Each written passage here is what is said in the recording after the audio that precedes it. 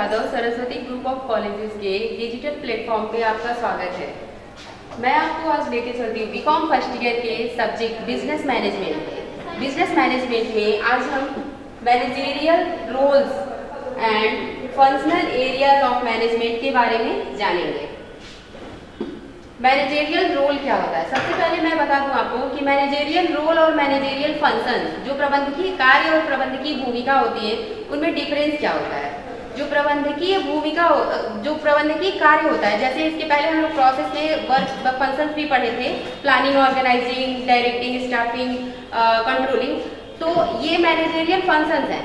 तो managerial functions वो होते हैं जो प्रबंधक की जिम्मेदारी होती है, उसको करना ही करना होता है। लेकिन मैनेजरियल रोल, भूमिकाएं क्या होती है, थोड़ा सा फंक्शन से अलग है।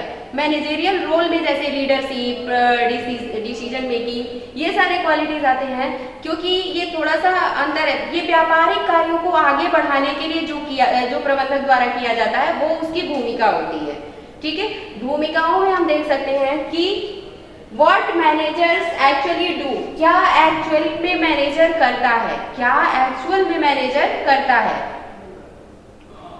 Manager play a variety of role in organisation to manage the work. किसी भी काम को मैनेज करने के लिए मैनेजर वैरायटी ऑफ रोल, बहुत सारे रोल प्ले करता है, जिसको हम गिन नहीं सकते कि कितने सारे रोल प्ले करता है। लेकिन कुछ महत्वपूर्ण रोल जो मिंटर्सबर्ग के द्वारा दिया गया है, मिंटर्सबर्ग ने ट्रेडिशनल अप्रोच को क्रिटिसाइज किया था। जो ट्रेडिशनल पारंपरिक अप्रोच था, उसको उन्होंने क्रिटिसाइज किया और उन्होंने अपना रोल दिया कि प्रबंधकीय रोल क्या होता है। प्रबंधकीय रोल को 3 भागों में उन्होंने बांटा: इंटरपर्सनल रोल, इंफॉर्मेशनल रोल और डिसीजनल रोल। इंटरपर्सनल रोल क्या होता है? इंटरपर्सनल रोल में आता है इंटरपर्सनल यानी अंतर्वैयक्तिक रोल। अंतर्वैयक्तिक रोल में पहला है फिगर हेड, यानी मुख्य व्यक्ति की भूमिका। एक प्रबंधक मुख्य व्यक्ति की भूमिका निभाता है। मुख्य व्यक्ति की भूमिका कैसे निभाता है?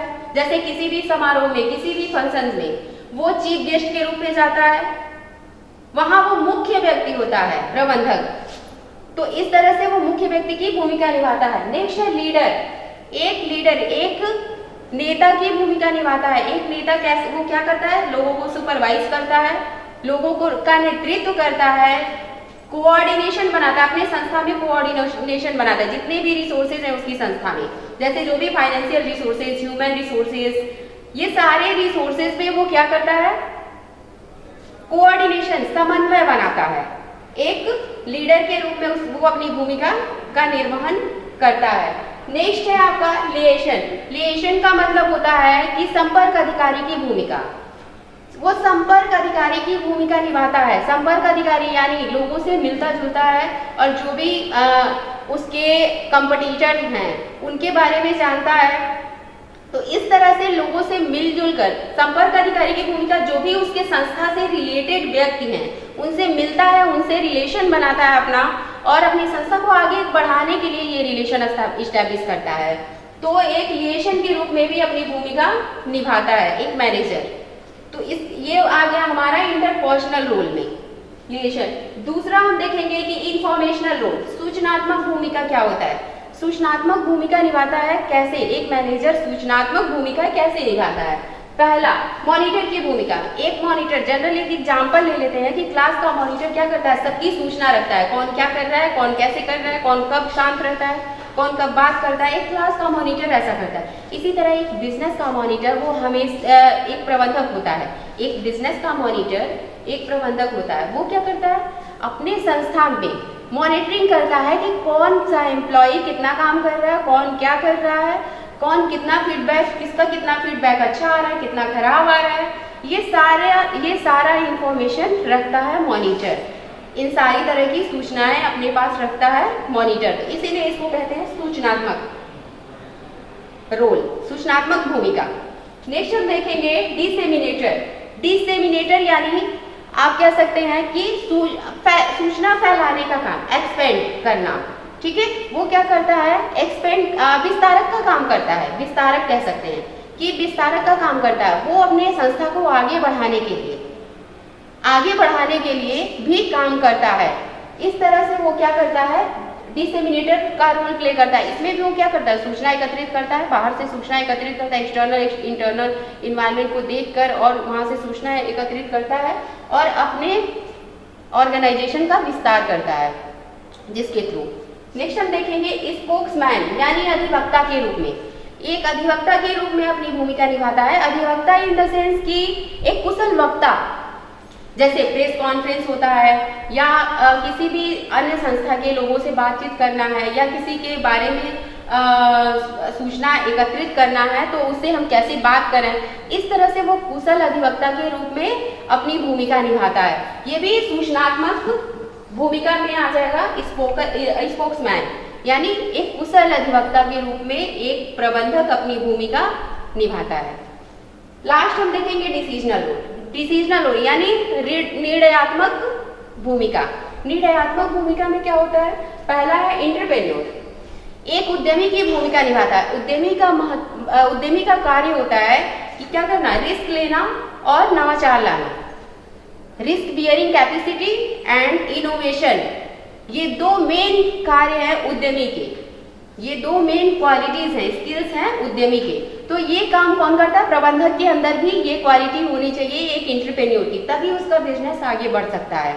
तो एक एंटरप्रेन्योर क्या करता क्या है, एक गिरे पड़े बिजनेस को भी बहुत ऊंचाई तक ले जाता है। इस तरह से एक प्रबंधक चाहे तो गिरे हुए बिजनेस को यानी बहुत लॉस में गए बिजनेस को भी प्रॉफिट में ला सकता है अपने इन सारे क्वालिटीज, इन सारे रोल के द्वारा। तो ये एंटरप्रेन्योर की भूमिका निभाता है। दूसरा है इसमें डिस्टर्बेंस हैंडलर का काम करता है। डिस्टर्बेंस हैंडलर यानी जो भी प्रॉब्लम है उसके ऑर्गेनाइजेशन में जिस भी तरह के प्रॉब्लम है, जिस भी तरह की समस्याएं हैं, उनको हैंडल करने का काम करता है। उनको कैसे हैंडल करना है, अगर कोई एम्प्लॉय प्रॉब्लम है, लेबर प्रॉब्लम है, उनको कैसे सेटिस्फैक्शन देना, उनको संतुष्ट कैसे करना है, ये काम करता है प्रबंधक। तो इसलिए इसको कह सकते हैं कि ये प्रबंधकीय भूमिका है, डिस्टर्बेंस हैंडलर का काम करता है, समस्याओं को हैंडल करने का।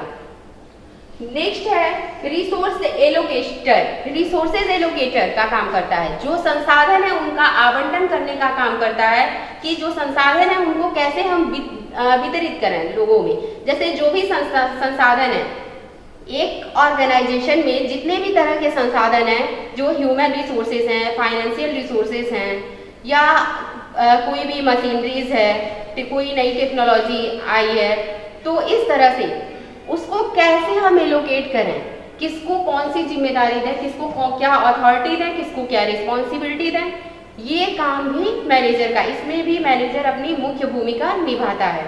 नेक्स्ट हम देखेंगे निगोशिएटर। निगोशिएटर का मतलब होता है कि समस्या का समाधान करना, वार्ता करके समस्या का समाधान करना।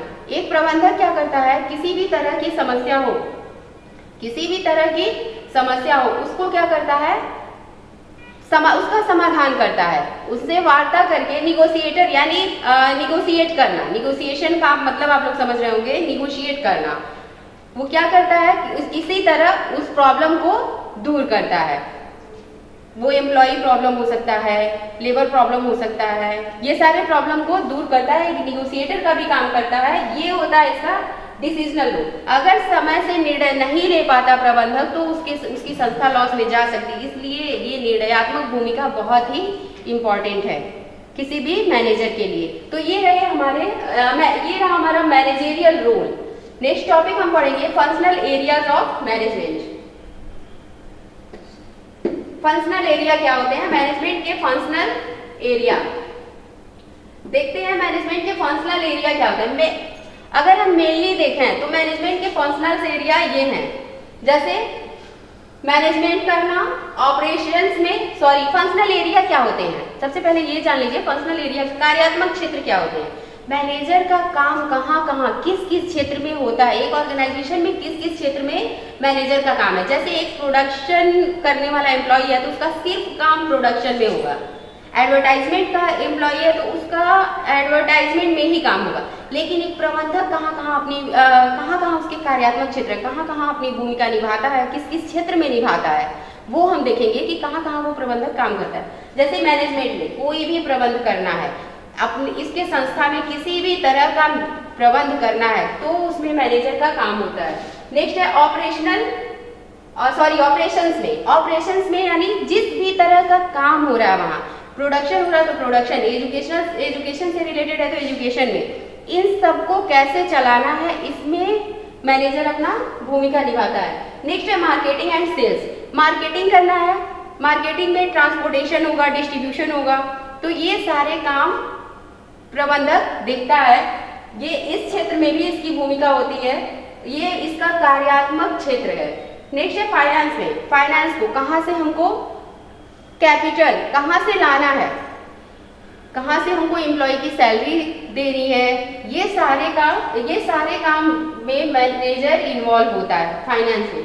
नेक्स्ट है रिसर्च एंड डेवलपमेंट, अगर उस संस्था में रिसर्च और डेवलपमेंट, उस संस्था के विकास के लिए जरूरत पड़ती है रिसर्च अनुसंधान की, तो उसमें भी मैनेजर प्ले करता है अपना रोल। तो ये है फंक्शनल एरिया। नेक्स्ट हम पढ़ेंगे कि according to England ministry in managerial education report, England में एक प्रबंधकीय शिक्षा प्रतिवेदन में management divided in 9 functional area, उसमें मैनेजमेंट के कार्यात्मक क्षेत्र को 9 भागों में डिवाइड किया गया था। मैनेजमेंट के कार्यात्मक क्षेत्र को 9 भागों में डिवाइड किया गया था, वो ये हैं। पहला प्रोडक्शन मैनेजमेंट, प्रोडक्शन मैनेजमेंट में क्या होता है, प्रोडक्शन मैनेजमेंट में कि कितना प्रोडक्शन करना है, कब करना है, कहाँ करना है, किस तरह से करना है, उसमें क्वालिटी क्या होगी, प्रोडक्शन की जो प्रोडक्ट हमारा बन रहा है उसकी क्वालिटी क्या होगी, उसकी प्राइस क्या होगी, ये सारे काम मैनेजर का है कि ये सारा निर्धारित करना मैनेजर का है। तो ये ये कार्यात्मक क्षेत्र है मैनेजर का। पहला कार्यात्मक क्षेत्र उत्पादन प्रबंधन में पहला वो भूमिका अदा करता है। नेक्स्ट है दूसरा डेवलपमेंट मैनेजमेंट, अगर संस्था का विकास करना है, किसी भी तरह का संस्था का विकास करना है, संस्था में किसी भी तरह का विकास करना है, तो उसके लिए क्या जरूरत होगा, मैनेजर वहाँ कार्य करता है, उस क्षेत्र में भी मैनेजर काम करता है, उस क्षेत्र में मैनेजर अपनी भूमिका प्ले करता है। नेक्स्ट है हमारा पर्सनल मैनेजमेंट, किसी भी पर्सनल मैनेजमेंट, किसी भी व्यक्तिगत कार्य हो अगर, तो उसमें भी मैनेजर प्ले करता है रोल अपना। उस क्षेत्र में भी अगर किसी को कोई प्रॉब्लम है, किसी को कोई समस्या, किसी एम्प्लॉय को, किसी सिंगल एम्प्लॉय को कोई समस्या है, तो भी मैनेजर उसमें अपनी भूमिका प्ले करता है। नेक्स्ट हमारा फाइनेंशियल मैनेजमेंट, फाइनेंशियल मैनेजमेंट यानी वही कैपिटल कहाँ से आएगा, इतने एम्प्लॉय हैं तो उनकी सैलरी कैसे दी जाएगी, तो ये सारे फाइनेंशियल मैनेजमेंट और जो भी लेखांकन है, अकाउंटिंग का काम है, और जो भी कार्यालय में अकाउंटिंग का काम होता है या कुछ भी, ये सारी रिस्पॉन्सिबिलिटी मैनेजर की होती है कि उन सारे का ब्यौरा अपने पास रखे। तो ये होता है कार्यात्मक क्षेत्र। फाइनेंशियल मैनेजमेंट में भी मैनेजर का एक कार्यात्मक क्षेत्र है। नेक्स्ट हम देखेंगे डिस्ट्रीब्यूशन मैनेजमेंट, डिस्ट्रीब्यूशन यानी कैसे डिस्ट्रीब्यूट करना है, डिस्ट्रीब्यूशन में हम जैसे कैसे थोक विक्रेता को देना, होलसेलर को देना है, रिटेलर के थ्रू भिजवाना है अपना सामान, या एजेंट के थ्रू भिजवाना है, ये सारे कुछ में मैनेजर की भूमिका होती है। तो ये एक मैनेजमेंट का कार्यात्मक क्षेत्र है कि डिस्ट्रीब्यूशन मैनेजमेंट में वो अपनी भूमिका प्ले करता है, ये उसके कार्यात्मक क्षेत्र है। नेक्स्ट है ट्रांसपोर्टेशन मैनेजमेंट, ट्रांसपोर्टेशन मैनेजमेंट यानी रेल परिवहन के द्वारा अपना सामान, अपना प्रोडक्ट ट्रांसपोर्ट करना है, सड़क परिवहन के द्वारा करना है, वायु परिवहन के द्वारा करना है, जल परिवहन के द्वारा, ये भी डिसाइड करने में इस एरिया में भी मैनेजर का महत्वपूर्ण भूमिका है। नेक्स्ट हम देखेंगे परचेजिंग मैनेजमेंट, क्या रॉ मटेरियल खरीदना है, कैसे खरीदना है, कहाँ से खरीदना है, कब खरीदना है, कैसे हम जिससे हमको खरीदना है उससे किस तरह से हम बात करें, कब बात करें, कैसे हम कम कॉस्ट में अपना प्रोडक्ट बनाने के लिए रॉ मटेरियल खरीदें, इसमें भी मैनेजर का रोल होता है, ये मैनेजर के कार्यात्मक क्षेत्र है। नेक्स्ट है मेंटेनेंस मैनेजमेंट, मेंटेन करना, अपने संस्था में कोऑर्डिनेशन बनाए रखना, मेंटेनेंस करना, एम्प्लॉय और रिसोर्स, जो भी अदर रिसोर्सेज है, फाइनेंशियल रिसोर्सेज है, मशीनरीज है, या इसमें कोऑर्डिनेशन बनाना कि इतने एम्प्लॉय हैं तो कितना मशीनरी की ज़रूरत है, इतना प्रोडक्शन करना है तो कितने मशीनरी और कितने एम्प्लॉयज़ की ज़रूरत है, इसका व्यवस्था करना। इस क्षेत्र में भी मैनेजर की महत्वपूर्ण भूमिका होती है। नेक्स्ट हम देखेंगे ऑफिस मैनेजमेंट। जो कार्यालय एक ऐसा जगह है जहां से पूरी संस्था ज्वाइन होती है, पूरी संस्था जिससे जुड़ी होती है। कार्यालय से पूरी संस्था, क्योंकि कार्यालय में पूरे डिपार्टमेंट का लेखा जोखा रखा जाता है, उस संस्था से जुड़ी हर एक क्रिया का लेखा जोखा ऑफिस में, कार्यालय में रखा जाता है। तो उसके मैनेजमेंट में भी प्रबंधक की भूमिका होती है। ये भी प्रबंध का एक कार्यात्मक क्षेत्र है ऑफिस मैनेजमेंट। तो ये हुआ आपका फंक्शनल एरियाज ऑफ मैनेजमेंट। इससे क्वेश्चन क्या पुट अप होंगे वो देख लेते हैं। What is mean by managerial role according to Mintzberg. Mintzberg के द्वारा कौन सा रोल दिया गया था, क्या रोल है, क्या कीजिए, उससे क्या आशय है। मिंटसबर्ग के द्वारा प्रबंधकीय भूमिकाओं का क्या आशय है। मिंटसबर्ग ने 3 भागों में बांटा था प्रबंधकीय भूमिका को, interpersonal, informational and decisional. Next है हमारा question, describe the functional area of management.